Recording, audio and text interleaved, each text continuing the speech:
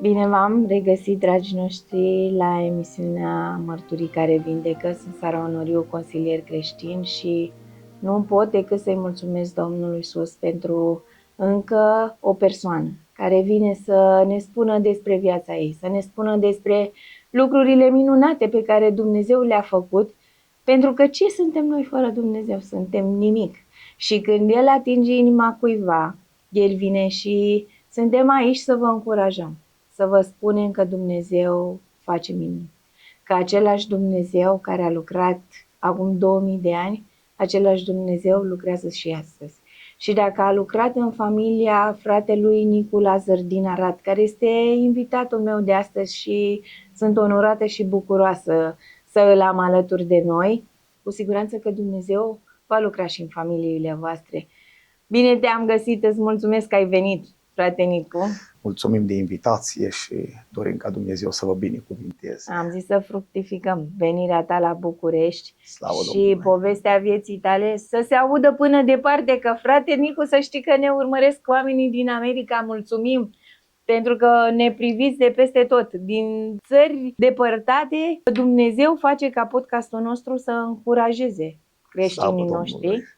Și astăzi, uite, Dumnezeu te-a pregătit. Spune-ne, te rog, mai multe despre tine și spune-ne despre relația ta cu Dumnezeu, din când l-ai cunoscut. Numele meu este Nicu Lazar, stau la Arad, da? M-am născut la Deva, m-am născut într-o familie de creștini, pot să spun așa, de la o vârstă de fragedă copilărie, când chiar eram copil, părinții mei m-au abandonat, am rămas fără părinți de copil.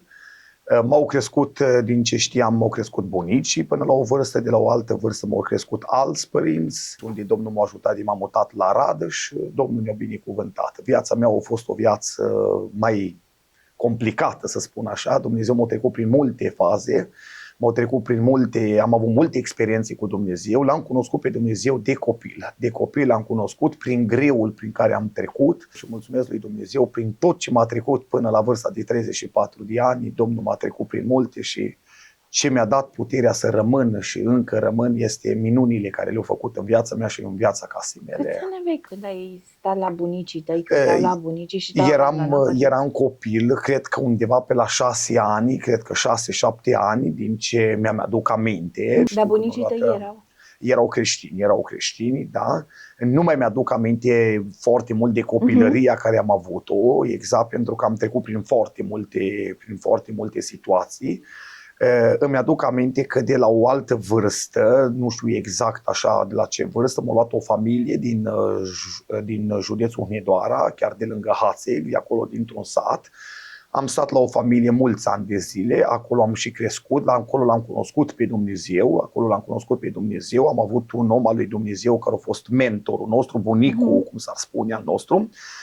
Am crescut un om al lui Dumnezeu, am crescut în pocăință pe lângă Dumnealui, am crescut după aceea la o altă vârstă de vreo 22-23 de ani m-am mutat la Arad și mi-a dat Dumnezeu alți părinți acolo. Și la vârsta de 30 de ani, Domnul ne-a binecuvântat, ne-am căsătorit cu o fată din Bucovina, cea mai frumoasă fată din Bucovina am luat-o, ne-am căsătorit dintr-o familie cu mulți copii și Domnul ne-a binecuvântat în prezent. Uite că dacă părinții ne abandonează, totuși Dumnezeu nu ne lasă niciodată și ți-a purtat de grijă și nu te-a lăsat. Nu? Că dacă un copil mic e părăsit de părinții lui, nu mai are nimic. Dar Dumnezeu a avut grijă ca tu să nu rămâi nici pe stradă și tu tocmai să rămâi și să fii în familii de credincioși, ca să poți să te apropii de el și să poți să-L cunoști pe el. Eu îi mulțumesc lui Dumnezeu prin faptul prin care m-a călăuzit, că dacă nu era o situație asta, creșteam într-o familie normală, pot să spun, poate astăzi nu eram, chiar și aici să pot să mărturisesc minunile lui Dumnezeu, dar prin tot greul care Dumnezeu a hotărât să mă treacă, nu a fost ușor, pentru că la o vârstă de adolescență sau o vârstă de copil poate aveam nevoie și eu de ceva, aveam nevoie să plâng, să spun problema, să spun necazul, să spun oful, să spun mamă sau tată, n-am avut cui să-i spun, dar Dumnezeu prin părinții care Domnul mi-a dat, într-un fel, a fost ca o mângâiere, dar Nu se compară ca părinții biologici, dar mulțumesc lui Dumnezeu că prin toate etapele acestea Dumnezeu m-a crescut, că a avut un plan deosebit. Îmi aduc aminte la o vârstă fragedă, eram copil spre așa la adolescență, Domnul s-a îndurat de mine, nu aveam legământul încă în apă, la o seară de rugăciune, de părtășie, cu mai mulți tineri, undeva într-un sat, așa, la o seară de rugăciune, Domnul m-a botezat cu Duhul Sfânt, Domnul a început să-mi dea darurile și am început așa de copil, pentru mine a fost o mângâiere, crescând cu oamenii al lui Dumnezeu în vârstă, crescând, alergând de la biserici într-o parte în alta. Mi-a plăcut totdeauna să caut oamenii al lui Dumnezeu, părtășia mi-a plăcut și lucrurile acestea m-au ținut. Și pentru mine lucrurile acelea m-au dat avânt, indiferent de situațiile prin care am trecut, mi-au dat bucuria și mi-au dat puterea să trec peste toate lucrurile. Vorbește acum cu așa încredere, vorbește acum despre perioada asta atât de grea, cu așa o seninătate. Știi de ce te întreb lucrurile astea? Sunt oameni care ne privesc și care sunt singuri. De multe ori au impresia oamenii că sunt părăsiți, pentru faptul că, uite, n-au cui să-i spună mamă, tată, n-au cui să se plângă. Cumva ești aici astăzi să spui că Dumnezeu veghează. Eu la toți urmăritorii, la toți care ne ascultă, chiar și pe mulți care Dumnezeu a rânduit să pot să le împărtășesc lucrurile acestea, vreau să le spun cu încredere, să se încreadă în Dumnezeu, că Dumnezeu, Biblia spune că e Dumnezeul orfanului și a văduvei, Dumnezeu săracului, a lipsitului. Dumnezeu mi-a purtat de grijă. Chiar în anii de școală care i-am făcut, călătoream, mi-aduc aminte că de una dintre experiențele, călătoream din sat la liceu și de multe ori nu aveam mașini să mergeam la ocazie, cum era, și de multe ori mergeam prin credință, adică nu aveam posibilitatea financiară să putem să plătim ca să putem să mergem. Mergeam și niciodată nu-mi lua bani la ocazie sau mergeam cu trenul și nu aveam biletul de tren să putem să mergem. Noi numai ne rugam să nu vină controlul, să vină careva să ne prindă, că nu aveam biletul, că nu aveam posibilitatea financiară. Prin multe aspecte de felul acesta l-am văzut cum Dumnezeu a lucrat. Îmi aduc aminte de la liceu, când eram la liceu, plecasem într-o zi împreună cu alți colegi care erau creștini, erau pocăiți. Mi-aduc aminte când aveam liber, plecam la seri de rugăciune sau plecam zile de post, se făceau zile de post, plecam pe sate. Ne simpatizau foarte mult, totdeauna când pleca ne ducea, ne cumpăra, ne dădeau câte o pereche de păpuși, ne dădea ceva bani acolo să avem. Și faptul prin lucrurile acestea, apropiindu-ne tot mai mult de Dumnezeu, Dumnezeu ne întărea. Nu pot să spun că au fost ușor, au fost vremuri foarte complicate, foarte grele pentru noi, dar l-am văzut pe Dumnezeu pas cu pas. Mi-aduc aminte, eram la liceu de o altă experiență, am primit 100 de lei, atunci era sutele de lei și am primit să cumpăr un hanorac. Și eram acolo, ceva îmi spunea că era alt coleg care avea nevoie de banii ăștia. Și avea o problemă și am zis, uite, eu am niște bani, uite, eu îți dau banii ăștia și spunea, chiar am nevoie de banii ăștia, de 100 asta de lei, înțelegi? Am nevoie, uite, iau aici. Când am plecat, nu aveam nimica, deci nu aveam niciun ban, nici să plătesc ocazia, nimica. La ocazie m-a luat cineva care eu pe timp de vară lucram la el pentru că dumnealui avea o fabrică de cărămidă și luau tinerii la lucru la el acolo și la experiență și mergeam. La final, când am ajuns în sat să mă lase, l-am întrebat și eu așa, zic, cât mă costă? Pe dumnealui îl chema domnul Crăciunescu.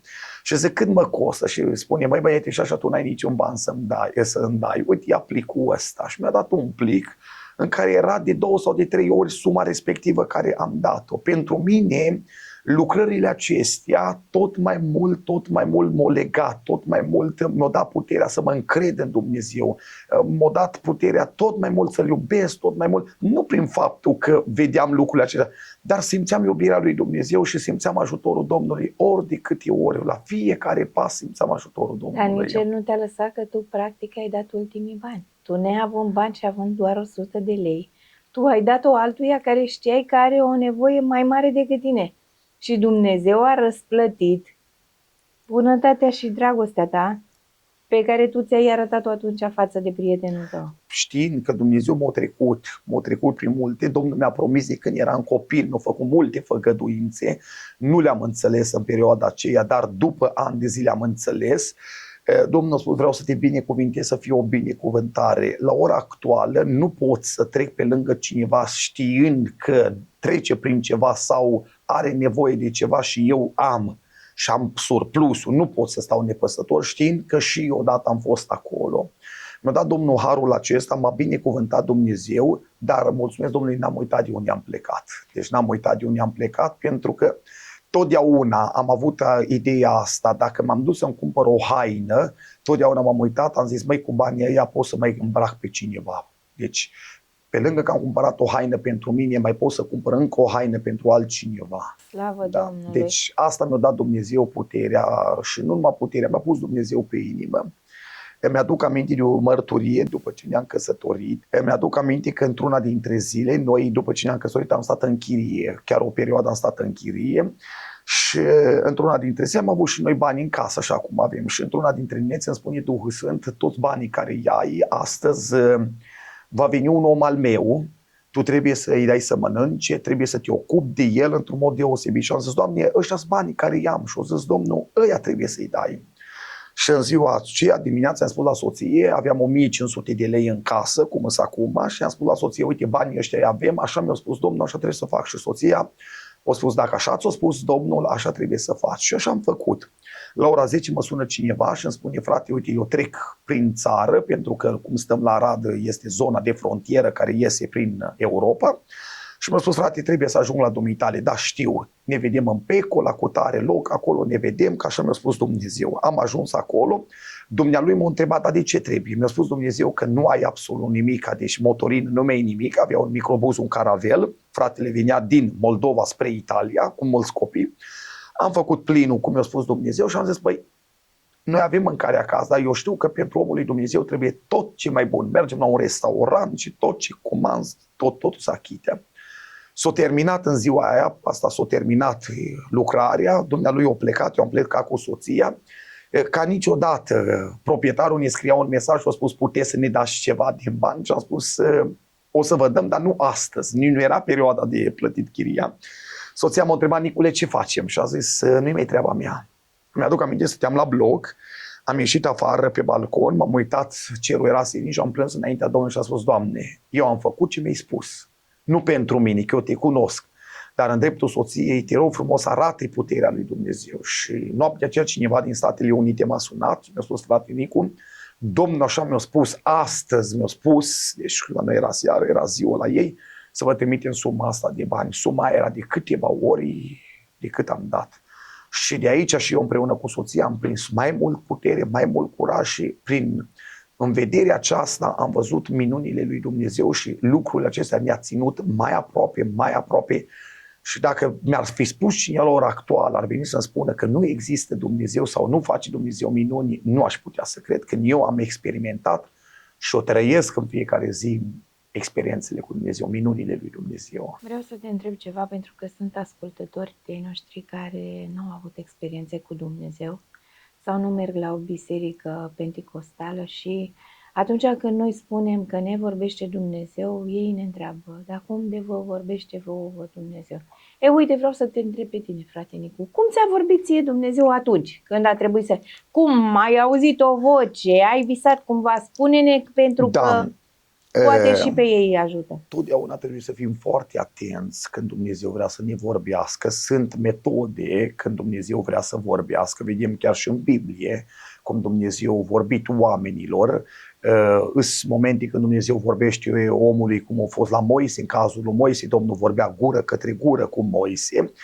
În cazul multor experiențe care le-am avut, Domnul mi-a vorbit prin Duhul Sfânt, adică am primit la nivelul cugetului, la nivelul minții și îmi spunea, uite, asta trebuie făcut, asta trebuie făcut, așa trebuie făcut, în sensul care vocea Domnului e o voce foarte sensibilă, trebuie ascultat glasul Domnului. Domnul pune pe inimă, de exemplu, vine așa câteodată un gând. Totdeauna spun, primul gând care vine, ăla e de la Dumnezeu. Când auzi despre ceva, o situație, că trebuie făcută sau indiferent ce e, primul gând care vine, ăla e de la Dumnezeu. Trebuie dat curs, primul gând e de la Dumnezeu. Celălalt te vine necredința, îndoiala, să fac, să nu fac, dar totdeauna primul gând ăla e de la Dumnezeu. Dar Dumnezeu practic îți vorbește cu vocea minții tale, că știu că uneori Dumnezeu poate să vorbească și cu vocea Lui, dar de multe ori ne vorbește cu vocea minții noastre. Da, sunt momente, aici depinde de creșterea spirituală a fiecăruia care are.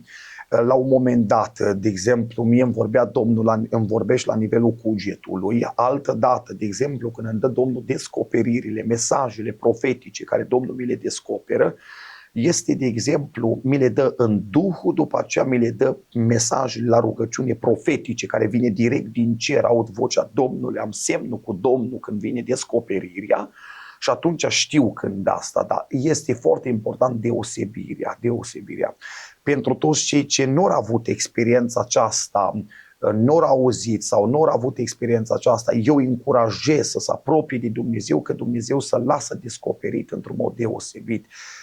Viața cu Dumnezeu, pot să spun cuvântul ăsta, m-am îndrăgostit de Dumnezeu, așa, într-un cuvânt, îl iubesc deosebit pentru că mai înainte să-L iubesc, eu m-au iubit El și o știut prin tot ce are omul să treacă, știe, indiferent de situații, de toate și dragostea lui Dumnezeu este nelimitată. Deci Dumnezeu iubește omul și până acolo că merge după el, indiferent de situațiile prin care trece omul, planul lui Dumnezeu este să mântuiască omul și să-i vorbească omului și chiar aseară eram undeva și spuneam unor frați la o adunare în județul Hunedoara la Hațeg, le împărtășeam și le spuneam la frați că noi avem un har deosebit că încă Dumnezeu să ne mai vorbească. Amin. Să se mai vorbească Dumnezeu, e un lucru măreț să ne vorbească Dumnezeu.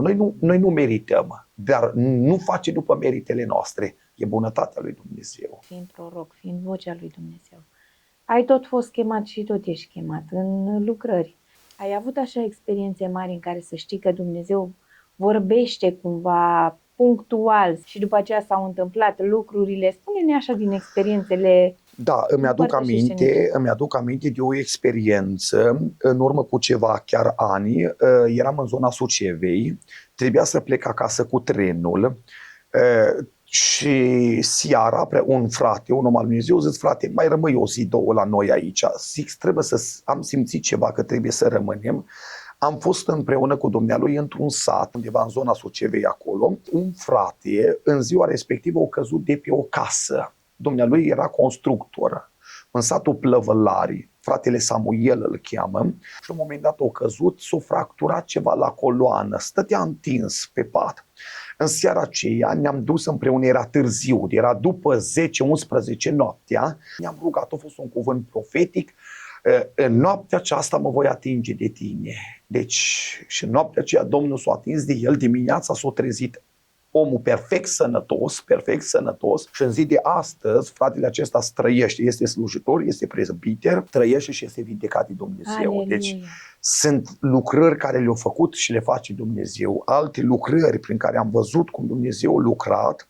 Îmi aduc aminte undeva din zona tot a Sucevei, Gura Homorului de acolo, a venit o familie cu un copil bolnav, s-a născut ceva cu mâinile, cu picioarele, avea ceva probleme de sănătate, la rugăciune, Domnul a vorbit că îl va vindeca pe copil și Domnul l-a vindecat, copilul e vindecat de puterea lui Dumnezeu. Da. Anul acesta, în 2026, la începutul anului, în luna lui ianuarie-februarie, la Bacău, undeva într-un sat acolo, o fetiță a unei familii s-a născut oarbe, deci fără vedere s-a născut. Doctorii i-au spus că nu va vedea niciodată fetița aceasta. Împreună cu frații slujitori ne-am rugat, i s-a făcut ungerea cu un de lemn și la rugăciune Dumnezeu s-a atins de fetiță, chiar în urmă cu vreo 3 săptămâni cu socrul meu, care e slujitor în zona aceea acolo. Am fost și spunea familia că Dumnezeu s-a atins de fetiță și fetița e sănătoasă. Aleluia! Deci, ce putem vedea, așa sunt minunile lui Dumnezeu. Deci care... Dumnezeu și în 2026 încă vindecă oamenii fără vedere. Dumnezeu face vindecări extraordinare. Deci e important numai să credem că Dumnezeu poate să vindece. Deci Dumnezeu lucrează într-un mod deosebit. Pot să spun că în casa noastră soția mea a fost vindecată de Dumnezeu în urma unei situații de sănătate, în urma unui diagnostic. Îmi aduc aminte că tratamentul care îl avea era un tratament destul de complicat. Într-una dintre zile venisem la București, chiar în perioada aceea, undeva în satul Fântânele, lângă București, aici, era un frate pe nume fratele Florin Balacic, a fost bolnav de cancer dumnealui, doctorii de la Viena nu i-au mai dat nicio șansă, nu i-au mai dat șanse. Atunci am ajuns pentru prima dată în satul Fântânele, dumnealui era în adunare cu o șapcă. Și s-a dat o descoperire pentru dumnealui și a spus: Domnul așa, cât despre tine, bărbatule, care doctorii nu mai dau șanse, cât despre celulele canceroase, eu astăzi aici vreau să te vindec. Frații cunoștea situația, au venit în față, frații au făcut ungerea cu un de lemn, ne-am rugat pentru dumnealui și dumnealui trăiește și astăzi este vindecat de puterea lui Dumnezeu. Da. M-am întors acasă noaptea aceea, după biruința care Domnul a dat-o, și soția m-a sunat, era pe la 3 dimineață, eram împreună cu ceva frați și m-a sunat soția și a spus: cred că nu mai am ajuns că nu mai trăiesc, din pricina că simt că puterea mea din mine să scurge, nu mai am putere, simt că mor. Și am spus: nu ai cum să mori. Am intrat la 3 dimineața în casă, nu pot uita asta niciodată. Soția era albă ca varul, era în pat întinsă. O zis: Nicule, eu mor. Și am spus: nu ai cum să mori. N-am putut să fac altceva decât să mă pun să mă rog. Am zis: măi, putem merge la spital, dar oamenii sunt limitați în toate. Dar știind că Dumnezeu face minuni și face vindecări, și am zis: Doamne, Tu ai vindecat la București și diavolul vrea să-mi lupte în dreptul casei mele. Și m-am rugat Domnului cum nu m-am rugat, poate să spun niciodată. Am plâns înaintea Domnului și m-am rugat și vreau să vă spun că soția e vindecată de Dumnezeu și astăzi trăiește. Aleluia! Trăiește și astăzi, da. Era ceva grav. Avea probleme atunci cu glanda tiroidică, avea ceva probleme, fără să știm atunci în perioada aceea problemele de sănătate, erau niște medicamente, să spun așa, care s-au administrat, care s-au dat greșite de la spital și eu făcut rău pe altă parte. O să mulțumesc că Domnul s-a atins de ea și Domnul a lucrat într-un mod deosebit. Da. Slavă Domnului. Îmi aduc aminte în 2018, 2019, de atunci, anii aceia, am avut un parcurs a unor ani grei de încercare, în urma unor diagnosticuri care le-am avut. Eu până în 2018 am avut 180 de kilograme, m-am dus la un doctor așa de rutină, să spun, pentru că ceva nu mă simțeam tare bine. În urma unui diagnostic care am avut o hernie, spun ei, dar de acolo a fost o complicație mai mare. De la prima intervenție chirurgicală până la ora actuală am 7 intervenții chirurgicale. Prin toate intervențiile acestea am văzut mâna Domnului, cum Domnul lucra. După una dintre intervenții, nu mi-aduc aminte a 4-a sau a 5-a, am venit acasă. Era chiar vremea pandemiei atunci și îmi spunea Duhul Sfânt: tu trebuie să ajungi undeva într-o familie, undeva la Londra. Trebuie să ajungi la Londra pentru că o familie trece printr-un mare necaz, se apropie. Eu vreau să pregătesc familia aceasta. Și am zis: Doamne, eu nu am cum din pricina stării, pentru că eram operat, aveam pungile de drenă, cum s-ar spune, și eu nu am cum să ajung. Era și COVID-ul, pandemia, cum spunem noi. Dimineața m-am trezit, am sunat pe un frate de la Gura Homorului, pe fratele Ciocan, și am spus: frate, uite, dumneata mergi la Londra, faci curse cu microbuzul, te rog frumos să mă duci, dar eu sunt operat. Nu știu cum, eu trebuie să ajung în familia respectivă. Dumnealui: gata, te ducem acolo. Am ajuns la Oradea, de acolo m-a luat, m-a pus pe un pat, cum avea dumnealui în microbuz. Am ajuns la Londra după 2 zile și o noapte. Foarte greu. Am ajuns la Londra, m-am gândit atunci și mă gândesc și astăzi, dacă ar mai fi fost să mai trec prin situația aceea și să mai fac ce am făcut, cred că n-aș mai fi făcut, vă spun. Dar atunci Dumnezeu m-a întărit, pentru că Dumnezeu avea un plan. Am sunat familia respectivă unde trebuia să ajung. Familia este din zona Bucovinii, mutat în Londra. Am ajuns la ei în casă. Soția în perioada aceea lor a fost diagnosticată cu tumoare pe creier. Una dintre fetele lor a trecut printr-o altă situație mai complicată. Și Domnul așa a lucrat să ajungă în familia aceea să pregătească. Într-una dintre zile, îmi aduc aminte că i-a spus fratelui: Domnul îmi spune că trebuie să facem stăruință în casa dumitale. Spune: noi avem jale în casă, durere, și dumneata spui că trebuie. Așa mi-a spus Duhul Sfânt, să facem stăruință. Într-o luni seara au venit mai mulți tineri de mai multe biserici, am făcut seară de stăruință, de rugăciune, și uimitor că una dintre fetele care era fratelui, care trecea prin unele situații, Domnul s-a atins și a botezat-o cu Duhul Sfânt. Și după ce Domnul a botezat-o cu Duhul Sfânt, tot pasul care o trebuie, toate evenimentele pe care o trebuie să treacă, Domnul le-a dat sorți de izbândă. Lucrurile În seara aceea, după ce Domnul botezat cu Duhul Sfânt și a început să lucreze în casa lor, lucrurile s-au schimbat și Domnul a dus mari izbăviri. Și la ora actuală e o familie binecuvântată de Dumnezeu. Și m-am întors de acolo tot cu pungile de dren, cum am ajuns în Austria, la Viena, am ajuns undeva la Stăruință, la o adunare, acolo am stat o săptămână aproape, tot cu pungile de dren, Domnul a botezat foarte mulți cu Duhul Sfânt, am ajuns acasă într-o fază foarte complicată. Am ajuns la Suceava, la o familie cu aproape 20 de copii. Erau foarte buni prieteni familia aceea. Mama la 57 de ani, pot să-i spun că era mama Geta. Pentru mine era ca o mamă, mama Geta. Era diagnosticată de cancer în ultima fază. Ne-au sunat cu câteva zile, am ajuns la ei, tot cu pungile de dren. Eram într-o stare după operație. Mama aceasta a plecat la Domnul. Îmi aduc aminte că a doua seară de priveghi, era lumea foarte multă, lumea și țara, cum spunem noi. A venit un păstor, a predicat și în timp ce predica spunea: ești aici, bărbatule, care ai nevoie de vindecare. În seara aceea, Dumnezeu pe mine m-a vindecat. Eram la priveghi, m-am dus să împărtășim durerea familiei, să îmbărbătăm, fără să știm că Dumnezeu avea un alt plan. La priveghi Dumnezeu să mă vindece. În timpul ce predica dumnealui, o seară trebuia să fiu totdeauna pansat, trebuia să fie administrat o doză de medicamente și mai multe intervenții.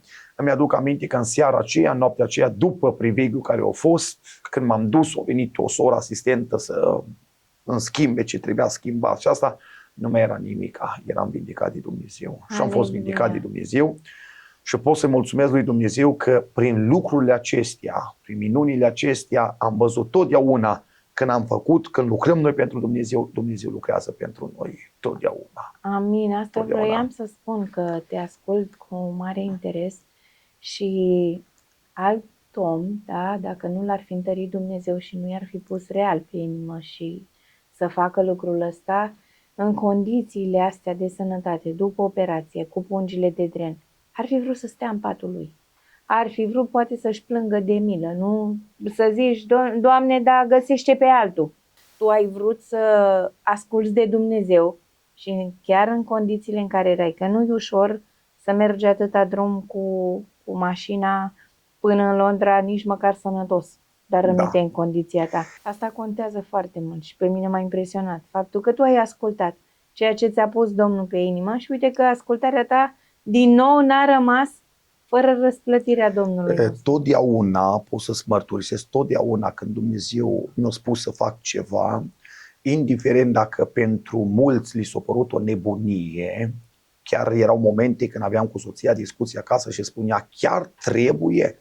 Și am spus: auzi, după ce o să facem, vedem beneficiile. Îmi spunea odată soția, îmi spune: măi, era de sărbătorile de iarnă, chiar primul an, vezi că vine cineva, vin la rugăciune. Îmi aduc aminte ca și soțiile așa pregătea curățenia de iarnă și au venit familia respectivă la noi în casă, oameni mai sărași, mai modești, și au venit și au uitat încălțați. Asta nu pot uita niciodată. Dar Domnul spunea: lasă-i așa cum îs. Au intrat în casă, soția avea un covor și acum la acasă un covor alb frumos, au intrat încălțați, afară era ploaie, tină, ne-am rugat și ei parcă așa aveau ei așa, parcă să ștergeau pe covor, parcă așa pe asta, și soția zice: vezi, îmi trebuia mesaj pe așa, las că nu-i problemă de asta. Domnul ne trage și ne dă câte un semnal de alarmă să vedem ce ține mai mult, ce iubim mai mult. Experiența asta pe mine și pe soția mea ne-a călit, ne-a pregătit, ne-a maturizat să înțelegem că toate ce ne dă Dumnezeu strecătoare, așa le avem, se duc, dar important e relația. Ori plecat și soția dădea să spună ceva și am spus: nu spune nimic, că dacă deschizi gura, diavolul știi ce face?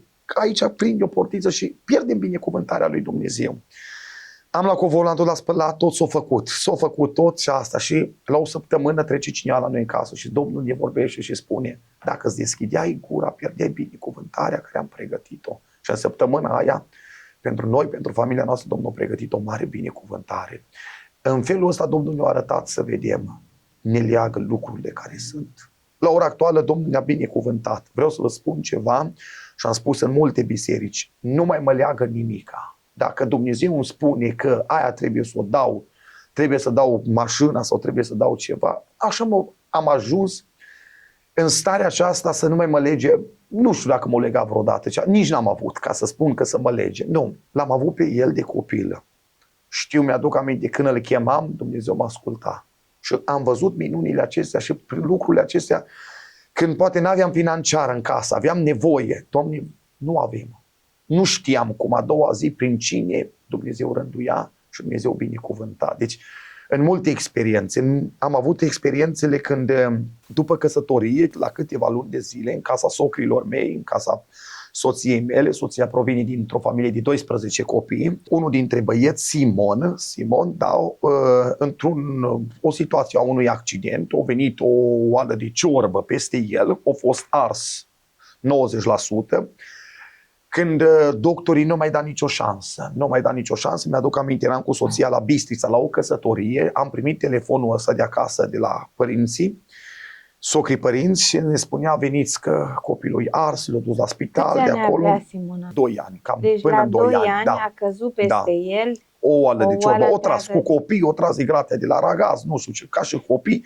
Interesant, soacra era acolo cu spatele la chiuvetă, nu auzit, deci așa au fost, pot să spun că ăsta era planul, avea Dumnezeu un plan acolo și la un moment dat am ajuns, copilul era dus la Iași, profesorii, doctori, nu mai da nicio șansă, dar până la spital ne-am dus să ne rugăm. Copilul, pentru că arsurile erau foarte mari, copilul trebuie să le inducă într-o comă. O intrat în comă câteva zile, profesorul, doctor spunea că copilul nu mai are șanse de trăire.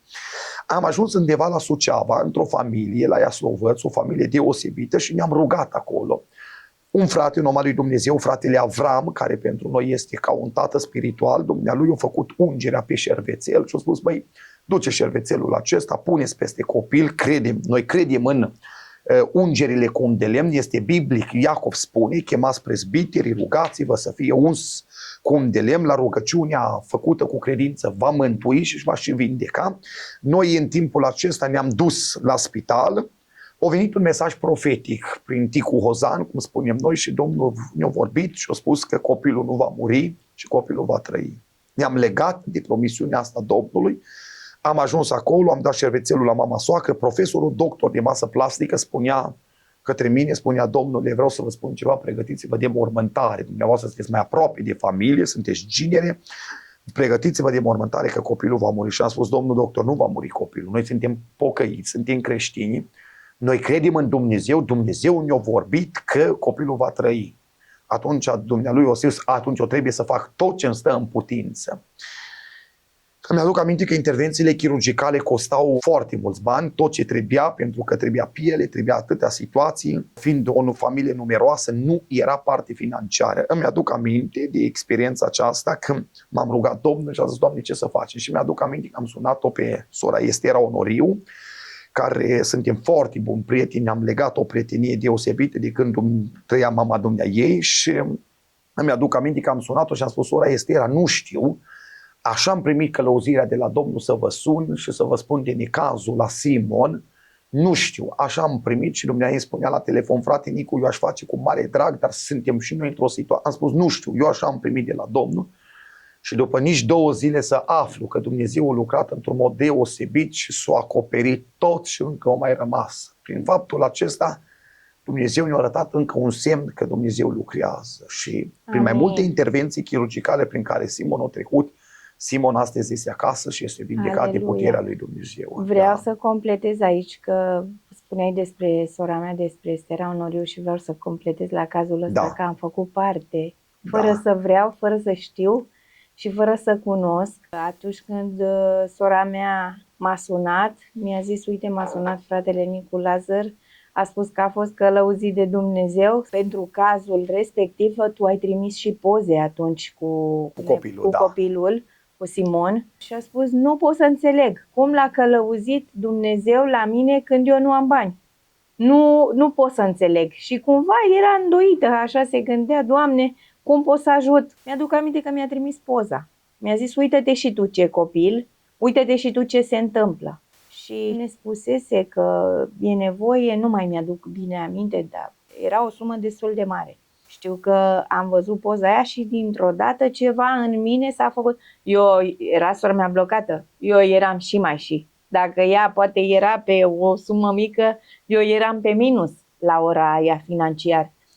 Dar a venit la mine ginerele meu. Trebuie să spun că lucrurile astea nu sunt ca o laudă a unui om, ci O sunt ziditură, ca da, o minune care da mărturie mărturie, că da. Dumnezeu folosește oamenii care nu cunosc situația, oamenii care nu se cunosc între ei. Când a venit la noi, când i-am arătat poza, toți banii pe care îi avea el în cont, mie mi-a pus imediat în cont. Am pus, mă ocup de copiii din Biserica Izvorul Mântuirii, lucrez cu ei de foarte mulți ani, am pus pe grupul mamelor. Și mamele la rândul lor impresionate de copii, unele au trimis ele, dar pentru unele imediat m-a sunat băiatul pastorului din biserica noastră și mi-a zis, este adevărat, sora Sara, cunoști cazul, este adevărat să nu ne zbatem pentru cineva care nu-i. Am spus, da, știu că sunt creștin și cunosc, persoana e reală.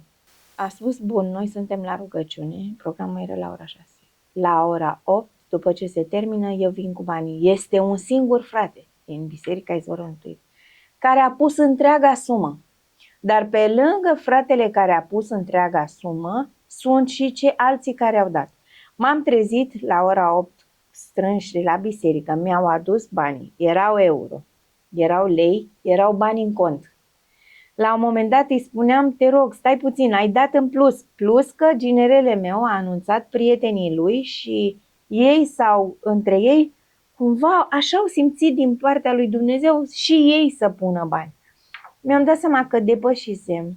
Eram atât de fericită, simțeam, nu venea să cred că e adevărat. L-am sunat pe fratele, acolo mi-am dat seama ce situație financiară avea, odată ce dumnealui nici măcar nu avea un cont în bancă. A trebuit să ne dea un alt cont în bancă, Băiatule, să putem trimite.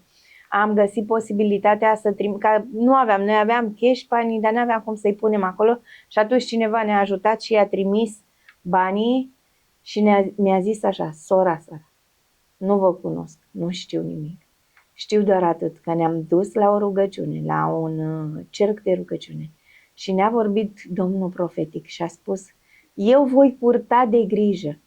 Și a zis, noi știam că Dumnezeu lucrează, dar n-am crezut că va lucra și va da și peste. Erau atât de fericiți și încă am mai păstrat legătura cu dâns și ne-am trimis poză cu Simon și știu că acum este bine și chiar o să punem o poză ascultătorii noștri să se întărească și să știe că Dumnezeu nu lucrează numai prin cei cunoscuți, ci și prin cei necunoscuți. Da. Slăvit să fie Domnul, mi s-a părut ceva minunat. În felul care Dumnezeu a lucrat în casa socrilor, am văzut toate experiențele acestea prin care Dumnezeu i-a trecut și pe ei și pe noi ca și familie, nu au făcut altceva decât ne-au apropiat de Dumnezeu și am putut să-i vedem în mâna lui Dumnezeu și nu numai atât, am putut să vedem slava lui Dumnezeu. În familie după Simon a venit Evelin, fetița Evelin, care s-a născut cu o malformație la inimă și cu sindromul Down. Ea este ultima din cei 12. Când a venit pe lume, o trebuie să o opereze, deci chiar după câteva ore, zile, o trebuie să o opereze. După aceea, la un timp, o trebuie să o aducem la București.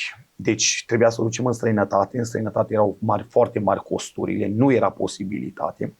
Dumnezeu așa a făcut ca să fim aici la București. O echipă de medici din America, din Italia, au făcut o comisie și au ales o grupare de copii din familii mai cu probleme, situații mai dificile, printre care o ales-o și pe Evelin. Erau multe mame care așteptau cu copiii pe coridor la spital acolo. N-am putut altceva, parcă mi s-o frânt inima. Când am văzut o fetiță, nici nu poți să spui cât, așa, foarte mică, că nu putea să se dezvolte din cauza problemei de sănătate, așteptau 10 doctori să fie operată, o situație complicată. Domnul ne-a vorbit înainte, ne-am agățat. Totdeauna noi n-am făcut nimic fără să-L întrebăm pe Dumnezeu și Dumnezeu ne-a răspuns. Pentru toți cei ce ne ascultă, e foarte important să-L întrebe pe Dumnezeu. Indiferent, Dumnezeu răspunde. Oricui om, Dumnezeu vine și răspunde. Și Domnul ne-a promis că va fi cu Evelin, că operația va reuși și la un moment dat, când a intrat în sala de operații, multe ori a durat operația. Din alte cazuri, spunea profesorul doctor, a spus, alte cazuri nu au fost reușite cât au fost reușite operația la Evelin. Fetița astăzi este acasă, crește, sâmbătă, spunea tata socru cu mama soacră, sâmbătă au fost la control la Iași și au spus că fetița merge spre bine și nu avem altceva decât să-i mulțumim lui Dumnezeu. Toate încercările acestea nu au făcut altceva decât ne-au format și pe noi, ca și familie, ne-au format și pe ei, au format și pe copii, au format. Copiii au văzut în casă că este un Dumnezeu care ascultă rugăciunile. Când tata cu mama se pune pe genunchi, trebuie să știe că Dumnezeul lui mama și al lui tata ascultă și Dumnezeu face minuni. Trebuie să știe. Copiii trebuie să știe nu numai că părinții are datoria să le ofere, să le ofere pe lângă cele materiale, financiare, pe lângă educație și alte lucruri, trebuie să le ofere și cele spirituale. Și copiii trebuie să știe că la rugăciunea, la mama și la tata, Dumnezeu face minuni. Oamenii trebuie să știe că noi avem un Dumnezeu a minunilor. Oamenii nu trebuie să știe că numai că e Dumnezeu așa, oamenii îl descriu unii că e foc mistuitor, este adevărat, dar e Dumnezeu plin de milă. Dincolo de foc mistuitor, dincolo de toate, e un Dumnezeu a milei și El nu vrea altceva decât milă. Și spune și Sfânta Scriptură, nu doresc altceva decât milă. Deci mila biruie judecata. Îmi aduc aminte de o altă experiență, foarte multe experiențe, dar mi-aduc aminte de o experiență când în felul acesta, tot în casa noastră, într-o situație trebuie renovată casa pentru că situația a fost mai complicată, așa, fiind mulți copii și Domnul mi-a spus, Nicule, trebuie să te apuci să ajungi la renovat, trebuie apucat la renovat. Și am zis, Doamne, nu avem cum, nu aveam. Și am zis, Domnul, tot ce ai trebuie să pui tu primul. Și am spus la soție, uite, trebuie să punem noi și după aceea Dumnezeu face. Și vreau să vă spun că Dumnezeu a făcut. Nu știu de unde, nu știu cum, dar știu că Dumnezeu are oameni. Dumnezeu are oameni la capătul ăla la lumii, Dumnezeu are oameni care lucrează. Și când vrea Dumnezeu să facă o lucrare, o face. Nimeni nu poate să se ia împotrivă, nimeni nu poate. După ce noi ne-am căsătorit, am stat în chirie, l-am rugat pe Dumnezeu să ne dea, Domnul ne-a promis să ne dea o casă și ne-am rugat Domnului.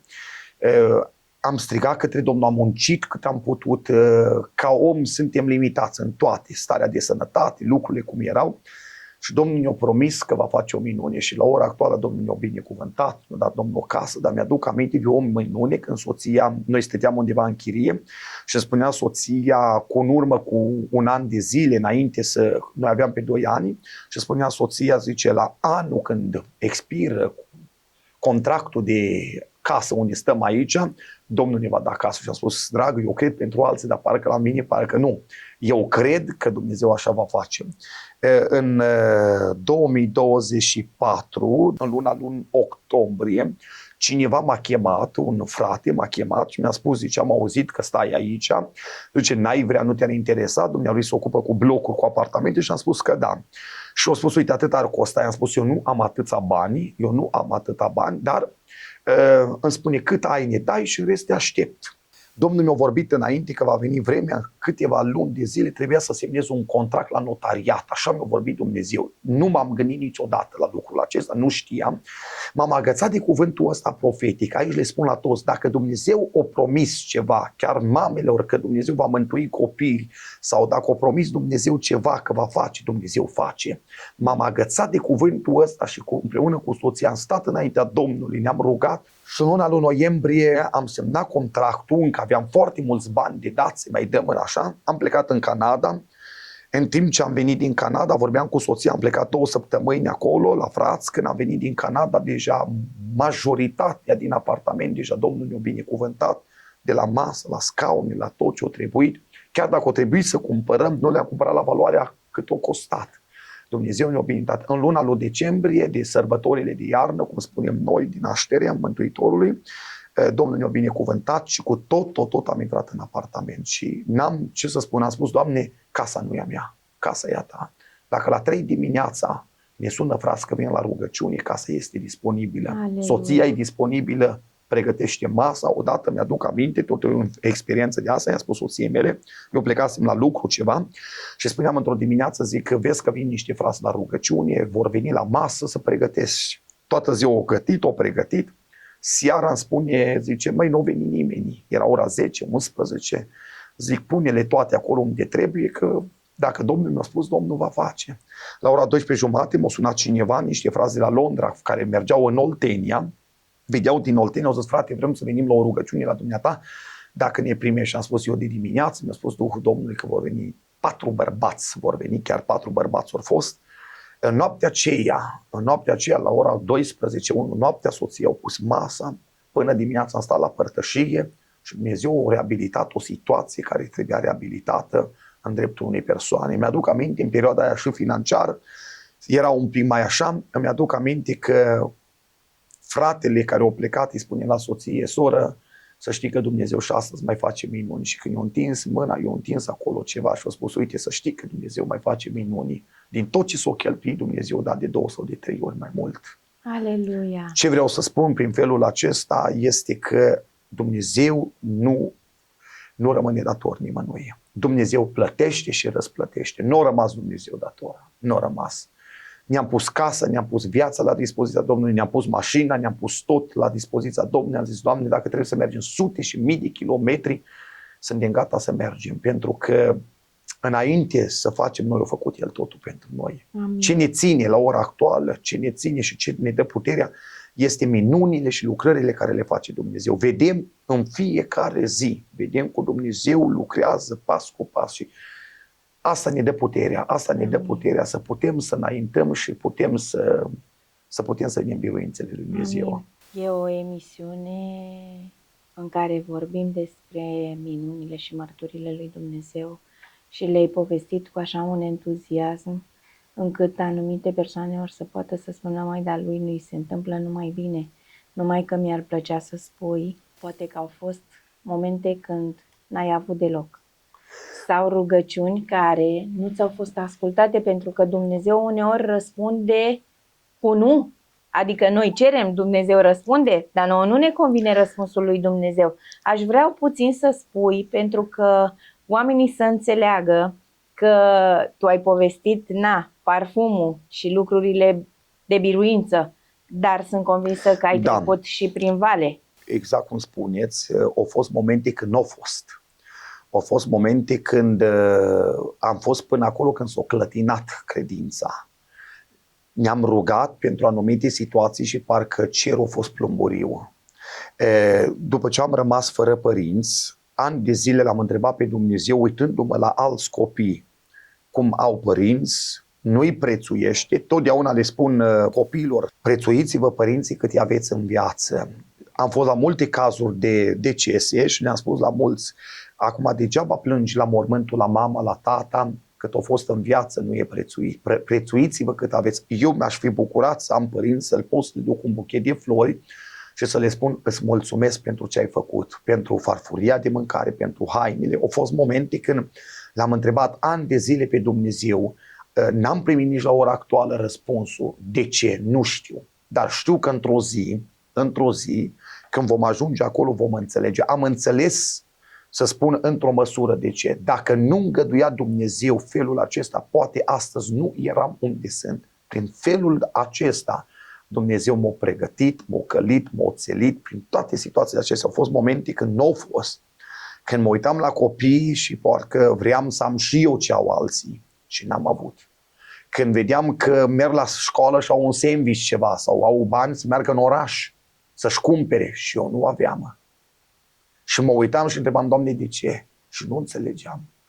Au fost momente, dar ce mi-a dat totdeauna puterea aceasta, aveam gândul ăsta: azi nu uit, dar știu că mâine va fi. Azi nu este, știu că mâine Dumnezeu va face. Și pe lucrul acesta sunt și astăzi. Astăzi poate nu este, mâine este. Totdeauna dacă este a doua zi, eu nu mă gândesc pentru mâine să țin pentru mâine, nu. Eu știu că dacă este astăzi, am eu, trebuie să aibă și cel de lângă mine. Trebuie să aibă. Ne ocupăm de mai mulți ani de familii care au nevoie.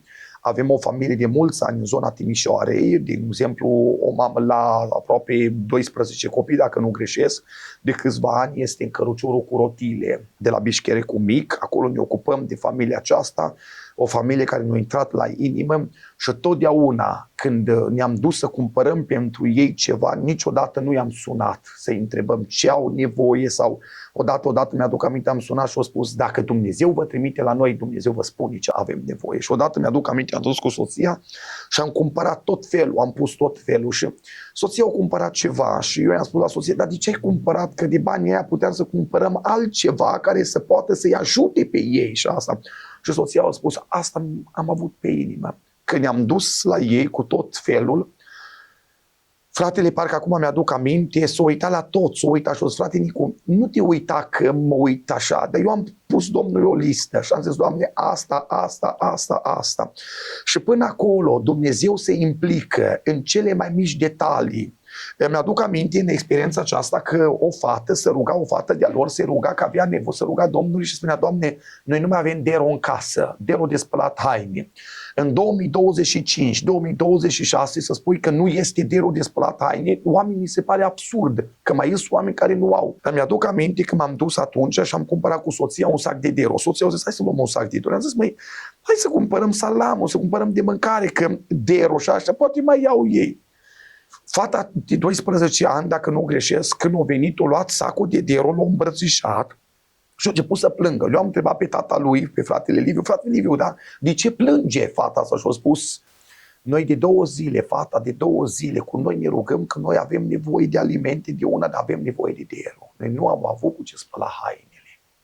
Pentru mine lucrul acesta m-am arătat că sunt bărbat, să nu plâng, să spun așa, dar în mine s-a rupt ceva.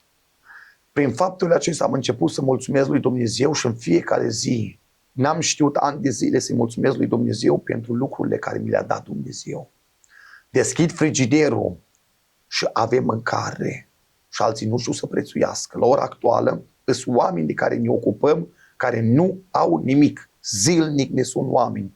Nu avem ce pune în frigider, nu avem ce pune pe masă. La noi la Arad avem o familie, împreună cu un frate, ne ocupăm de familia aceasta, are 7-8 copii, unul le-a murit un copil, stau în chirie, ani de zile nu au putut să plătească, nu avem treabă, că părinți, până la urmă, nu cu părinții, copiii, că știți cum e, dacă părinții nu sunt, suferă copiii, dar noi nu ne uităm la asta, ne uităm la copii. Și copiii ăștia și de multe ori mergem, cumpărăm semestrial, avem așa, ne ocupăm alimente de tot ce au nevoie și vedem în fiecare dată. Noi nu avem, de exemplu, ceva, să spună ceva, am sponsor, cineva mă sponsor, nu. Ne rugăm și primesc câte un telefon, frate, știu că dumneata mai face o ajutorare, mai ajuns pe careva, este, da, uite aici ai telefonul, uite aici, nu trebuie să-mi dai, nu frate, eu îți trimit dumneatale, du-te, cumpără tot, trimitem fotografii, vedem. Și prin lucrurile acestea vedem de fiecare dată când trebuie făcut o lucrare, cum Dumnezeu le canalizează într-un mod deosebit. Da, de uite, fiecare dată. Cu ocazia asta, dacă tot ai deschis subiectul ăsta, dacă sunt ascultători care văd și Domnul le pune pe inimă ca ei să ajute, poate n-au în ce parte să dea ceea ce au în plus și vor, ai undeva unde să te poată căuta pe Facebook, de exemplu, și să poată să-ți dea mesaj privat sau poate să ne dea nouă prin mesaje. Da. Totdeauna când s-o putut și oamenii au avut pe inimă, totdeauna le-am spus, măi, dacă puteți, sunteți din zone, din asta, e frumos, păi veniți și voi. Când e totul transparent. Adică, ce vreau să spun, când te duci la fața locului, eu am auzit de multe cazuri, dar eu când m-am dus, am avut bucuria aceea și numai bucuria aceea. Vă spun o experiență, am vrut să plec în Africa. Un prieten meu din America a zis, vreau să te duc în Africa și am vrut să mă duc în Africa și când am dat să plec în Africa, m-am dus undeva la o rugăciune și Domnul mi-a spus așa, bărbatule, Africa ta e lângă casa ta. N-am înțeles, ani de zile n-am înțeles. Până Dumnezeu mi-a descoperit că lângă noi sunt oameni care în fiecare zi au nevoie de ajutor. Oamenii se duc, nu-i rău. Să duc în Africa, să duc, nu este rău, e foarte bun, îi apreciez. Dar avem lângă noi, în biserică la noi, avem oameni care nu spun. Îmi aduc aminte de o experiență când odată într-o adunare, Duhul Sfânt îmi spunea, era la timpul de rugăciune și spune Duhul Sfânt, uite la bărbatul respectiv și m-am uitat, era îmbrăcat în cravată, aranjat foarte bine. Și a spus Duhul Sfânt, banii care ai în buzunar trebuie să-i dai lui. Și a zis, Doamne, dar omul ăsta, eu îl cunosc, omul ăsta are proprietăți, omul ăsta e... Dar nu te-am întrebat dacă are, tu trebuie să-i dai. La final m-am apropiat de el și a spus, te rog să mă ierți. Mi-a spus Duhul Sfânt să-ți dau ceva, înțelegi? Te rog, nu te uita la mine așa, să te uiți cu rău. Am așa, înțelegi? I-am strâns mâna, i-am pus acolo ce Domnul mi-a pus pe inimă și după 2 zile m-am întâlnit cu Dumnezeu și mi-a spus, vreau să spun ceva. Mie toate lucrurile mi le-au oprit din pricina unei probleme, conturi, tot. N-am avut bani să pun pe masă. Și a spus, Doamne, toți mă știe ca om mare. Tu n-ai în sala asta pe cineva să te iei ceva. Și a zis, Doamne, dar chiar eu? Că nu sunt un om, să spun că sunt un om care... Vreau să spun că Dumnezeu niciodată nu ne-a dat să ne lăfăim, să spunem așa. Totdeauna ne-a dat cât avem nevoie ca să putem da și la alții. Totdeauna. În dreptul meu, în dreptul casei mele, totdeauna ne-a dat Dumnezeu și m-am întrebat, Doamne, dar de ce nu mi-ai dat? Ca să nu mai putem să apelăm la alții, uite, trebuie făcut aia, trebuie făcut aia. De ce ai rânduit? Și o zis Domnul odată așa, o zis, am pus oameni mari pe lângă tine, ca prin tine și prin ei, o zis să mai pun să facă câte o faptă. Biblia spune că faptele toate sunt rânduite de El. Gata, gata, noi să călcăm. Noi ce facem? Noi nu facem că sunt, nu. Dumnezeu a pregătit toate faptele bune care noi trebuie să călcăm în ele și cei ce ne ascultă și toți. Dumnezeu le-a rânduit, le-a pregătit toate. Și sănătatea, și viața, și binecuvântarea vine de la Dumnezeu. Pentru cei ce vor să întindă o mână de ajutor, este nevoie. Numai lângă tine, dacă stai să te gândești, câți oameni au nevoie. Nu e neapărat de cele financiare sau materiale. Un gând bun, un lucru bun. Poate de o îmbrățișare. De o îmbrățișare, indiferent de ce, să spui Dumnezeu te iubește, Domnul să te binecuvinteze. Cuvintele care au un mare efect și o semnătate deosebită. Am văzut puterea lui Dumnezeu și ce ne ține, repet încă o dată, e bunătatea lui Dumnezeu. E bunătatea lui Dumnezeu, lucrările care le face Dumnezeu. Mi-aduc aminte de o altă minune care o face Dumnezeu. Când vorbim de minuni, de experiențe, Dumnezeu îl face nu numai în biserică. Oamenii au îngrădit în vremea asta crezând că numai în biserică să vindecă oamenii, că Dumnezeu vindecă numai acolo, nu. Dumnezeu lucrează unde e lăsat să lucreze. Mi-aduc aminte împreună cu un frate din zona Hunedoare, de la Hațe, fratele Iosif, am plecat undeva în Europa.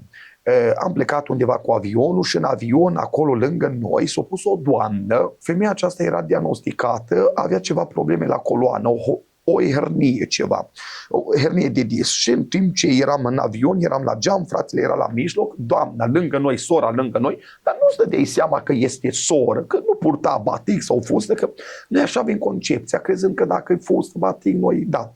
Dar Dumnezeu se uită dincolo de ce ne uităm noi. Și la un moment dat îmi spune Duhul Sfânt, o vezi, da. Cum te-am mântuit pe tine, te-am răscumpărat, așa am răscumpărat-o și pe femeia asta. Eu vreau să o vindec aici în avion, Doamne.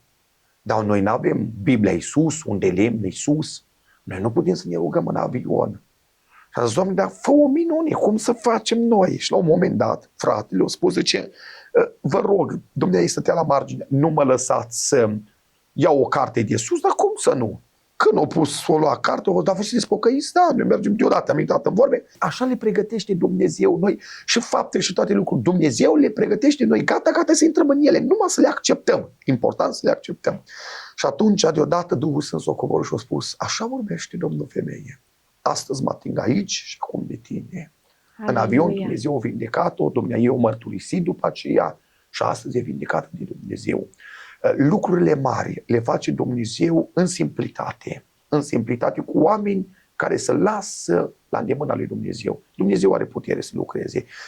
Ce important este oamenii să stea la dispoziția lui Dumnezeu, să spună, sunt aici și eu vreau să lucrez. Asta e cel mai important. Amin. Da. Dacă Dumnezeu a vindecat în avion, eu am îndemnul să faci o rugăciune simplă, că ai zis că Dumnezeu lucrează în simplitate. O rugăciune simplă pentru oamenii care ne ascultă și sunt bolnavi și poate n-au nicio speranță sau poate n-au pe nimeni care să se roage pentru ei. Poate Dumnezeu te-a rânduit astăzi pe tine să te rogi pentru vindecarea lor. Dumnezeu, chiar prin intermediul emisiunii noastre, eu cred că poate să vindece chiar stările de depresie, de anxietate, că Dumnezeu poate să elibereze și oamenii pot să scape poate de o stare de stres sau poate dacă se simt încolțiți sau cumva poate Dumnezeu te-a rânduit astăzi să faci o rugăciune. Noi o să ne rugăm. Eu vreau să le spun înainte de rugăciune. Trebuie, indiferent în ce stare se află, indiferent în ce situație se află, indiferent de ce religii au, e important să-și pună încrederea în Dumnezeu. Oamenii ne lasă, ne părăsesc. Dumnezeu nu ne părăsește niciodată. Încrederea care o țin și o am nezguduită, indiferent de ce va fi. Am zis că dacă va trebui să trecem și în Valea Umbrei Morții, ne va trece Dumnezeu și m-a trecut Dumnezeu. E important, nu ne lăsăm, indiferent. Când vorbim de stările de depresie, e foarte important. Stările acestea vin din pricina unor lupte, unor situații, neîncrederi, înfrângeri, zdrobiri. E important să se ridice, să nu rămână în starea aceea. Eu le spun astăzi, noi ne rugăm, eu cred în puterea rugăciunii, cred în puterea lui Dumnezeu. Noi credem că noi astăzi aici noi ne rugăm. Și acolo toți cei ce ne ascultă, Dumnezeu poate să-i elibereze. Amin. Am văzut cazuri de eliberare de felul acesta, foarte multe. Nu trebuia să te duci, să te apropii de cineva ca să se atingă Dumnezeu. Nu. Cred că rugăciunea făcută cu credință, ce vorbește Iacov, are putere de eliberare, de mântuire. Amin. Și de izbăvire. Noi ne vom ruga pentru toți cei ce ne vor asculta, cei care ascultă. Dar încrederea trebuie să fie în Dumnezeu. Noi nu vindecăm pe nimeni. Niciun an n-am vindecat, am văzut vindecări, minuni am văzut. Noi nu vindecăm pe nimeni. Cel ce eliberează și vindecă este Dumnezeu. Amin. Da. Amin. Da. Doamne, stăm înaintea Ta și îți mulțumim pentru ziua de astăzi și pentru oportunitatea care Tu ai hotărât-o ca în locul acesta, împreună, în cadrul acesta, emisiunii acesteia să fim. Îți mulțumesc pentru timpul acesta care Tu l-ai hotărât împreună cu sora noastră Sara. Te rog să binecuvintezi. Ne rugăm pentru toți cei ce ne ascultă în momentele acestea și cei ce ne vor asculta. Te rog ca și cuvântul Tău și mărturiile să pătrundă înăuntrul inimii lor.